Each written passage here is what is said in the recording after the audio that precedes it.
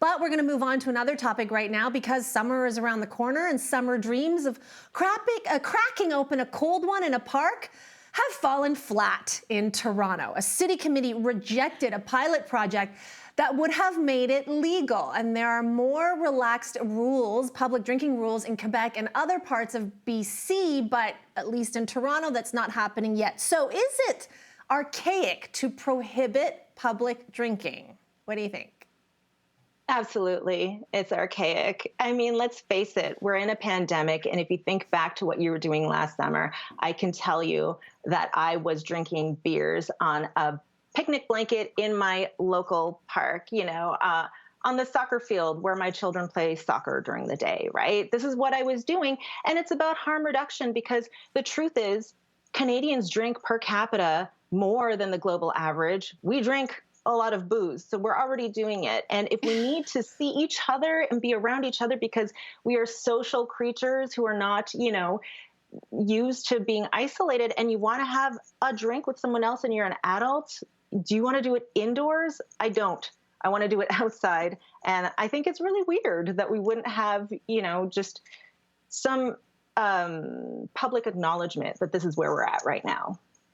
I want to go to social media because Katie on Twitter wrote to us saying, apparently Toronto City Council has forgotten that the majority of us live in tiny condos, apartments, and don't even have a balcony.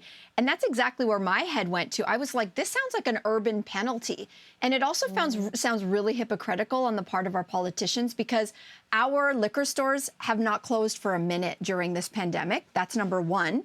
But the people who are also making these decisions, the majority of the councillors who are voting against being able to drink in parks, have backyards and homes and maybe even a cottage up north. Isn't that convenient? So when people who don't live the lives that their constituents are living, making decisions for those people, right away I just smell and scream hypocrisy.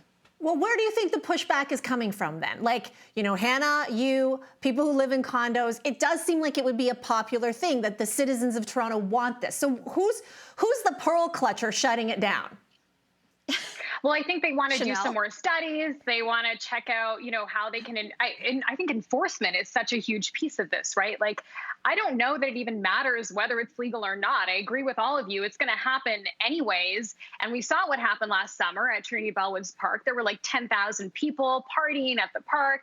And then the only people that got tickets there were for public urination, people that were peeing in backyards, and then also people who were not maintaining social distance. But nobody at that massive party got ticketed for drinking outside. So honestly, I don't even think it's going to change people's behavior to know that, sorry guys, it's not legal for now.